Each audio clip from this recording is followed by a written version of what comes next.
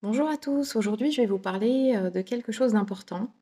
C'est comment faire quand on a une décision à prendre. J'ai beaucoup de gens au cabinet qui viennent me consulter et qui ont des doutes, qui ont des décisions à prendre importantes. Et aujourd'hui je vais vous parler, je vais vous donner des petits conseils, voilà, sur comment prendre des bonnes décisions. Il faut savoir que plus on est optimiste dans la vie, plus c'est facile. Les personnes très très pessimistes, par exemple, vont avoir beaucoup de mal à prendre même des petites décisions parce que forcément, elles vont voir le pire qui puisse arriver dans chaque cas, donc ça va être compliqué. Plus l'enjeu il est important, forcément, ça va être moins difficile hein, de choisir un plat au restaurant que de choisir si on quitte son partenaire ou si on quitte son boulot. Donc plus l'enjeu est important, plus c'est difficile. Pour certaines personnes, on tombe un petit peu dans une paralysie de l'analyse. La paralysie de l'analyse, c'est-à-dire qu'on n'arrive pas à prendre de décision. On reste complètement bloqué Heu, par, en fait, nos peurs. Parce que derrière, cette peur de prendre des décisions et beh, il y a pas mal de choses, on le verra. Il y a la peur, il y a aussi, la peur d'être en colère contre soi-même. Parce que, qu'est-ce qui se passe si je me plante, en fait? C'est si je pars de mon boulot et que je regrette et ça, c'est pas facile du tout.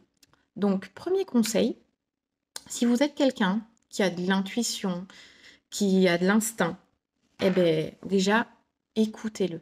Écoutez-le. Comment on peut faire pour écouter, par exemple, son instinct et son intuition?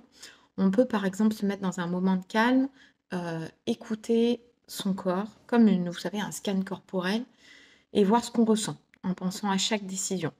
Si jamais, vous ressentez à ce moment-là un espèce de creux à l'estomac, quelque chose qui vous bloque, c'est plutôt négatif. Voilà. Si au contraire, il y a une fluidité lorsque vous faites votre scan corporel, c'est positif, voilà. Ça, c'est déjà un premier pas. Ensuite, je vous encourage, si vous avez une décision à prendre, à méditer. À méditer, ça peut être, voilà, c'est pas grand-chose par jour, hein, 5-10 minutes par jour à prendre du temps pour vous. Il ne s'agit pas de penser forcément à vos décisions, hein. Il ne s'agit pas de cogiter, mais au contraire de vraiment vous poser et de voir les sensations que vous avez après. Autre chose, c'est vous poser, 2 questions. C'est quel choix voulez-vous faire et quel choix vous voulez éviter de faire? Cette seconde, elle est surtout importante parce que ça va dire un petit peu, la colère et les peurs que vous avez. Parce que c'est les peurs qui empêchent en fait de prendre une décision et en hypnose, on le travaille très, très bien. Justement, on travaille aussi, la visualisation des scénarios possibles. Donc là, vous pouvez vous poser la question déjà, hein, même si on n'est pas, sous hypnose et que c'est moins, profond. Vous pouvez vous demander, de vous dire, «Si je prends tel choix, si je quitte mon job, OK, comment je me vois dans un an?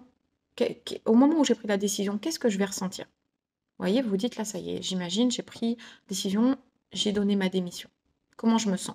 Même chose si jamais vous vous dites: «Bon, ben, je reste là et dans un mois, c'est toujours pareil». Comment vous vous sentez? Donc, vous voyez, déjà ces choses-là, ça peut vous aider d'analyser aussi, vos peurs, de voir, comment vous allez alors c'est important aussi de penser à une mauvaise alors je dirais pas un échec parce que c'est jamais un échec, mais, s'il y a une déception. S'il y a une déception, qu'est-ce que vous pouvez faire? Est-ce que vous pouvez, faire quelque chose? Comment vous allez vous sentir? Et voyez, d'analyser ça parce que finalement, c'est un peu comme une analyse de risque, pour une entreprise. Vous voyez, il faut voir un petit peu ça comme ça. Se dire: «OK, je prends telle décision, il y a un risque sur 100 que ça me plaise pas mais le risque, il est grand». Vous voyez? D'en avoir conscience, en fait, c'est important. C'est quelque chose qui apaise les peurs. De se dire: «C'est jamais facile de prendre une décision, il y a toujours un risque et qu'est-ce que c'est ce risque?» Parce que quand on ne sait pas, quand on est dans le flou, voilà. Ou alors est-ce que, il y a de grandes chances que il y a comment dire? Ouais, il y a beaucoup de risques que ça ne marche pas, mais le risque, il est pas très grave donc vous voyez? C'est ça aussi. Ça peut être, voyez vraiment ça comme une analyse de risque d'entreprise, ça peut vous aider. Aussi, je voulais vous dire que parfois ne pas choisir, c'est aussi faire un choix, parce que ça va amener quand même à un choix. Donc on est peut-être paralysé, dans quelque chose, mais ça amène toujours à un choix. Donc voilà, de ne pas voir non plus ça comme quelque chose, qui n'est pas faire un choix. Parce que ça va Dans tous les cas, si par exemple vous voulez changer de boulot et que pendant 6 mois, 1 an, vous n'arrivez pas à changer, vous aurez fait le choix de rester. Vous voyez? C'est pour vous dire. Donc le choix, il est fait d'une certaine façon. C'est que vous avez une petite envie de changer, mais elle n'est pas assez forte et il y a trop de peur pour changer. Vous pouvez demander aussi des conseils aux gens qui comptent pour vous. Il ne s'agit pas de tout de suite aller faire ce qu'ils vous disent, mais de le prendre en compte. Vous voyez, vous allez faire comme une mallette avec plein de choses, et ensuite pour avoir une vue globale de toutes ces choses. Prenez pas une seule chose. Voyez, dites quand dans tout ce que je vous donne, vous voyez, vous mettez ça les uns à côté des autres et ça vous donnera une vue plus objective. Et enfin, dressez une liste des avantages, des inconvénients de chaque décision. Et surtout, si jamais ça dure, vous pouvez travailler la confiance en vous. Moi, je la travaille beaucoup en consultation parce que ça permet en fait de voir ce qu'on a le plus peur finalement, c'est que ça se passe mal, de se tromper. Et ça, c'est souvent un manque de confiance en soi. Voilà, si vous avez des questions, n'hésitez pas à les dire en commentaire. Et est-ce que pour vous, c'est facile ou pas de prendre des décisions? Voilà. Moi, sur ce, je vais aller travailler pour en prendre une. Je vous souhaite une excellente journée.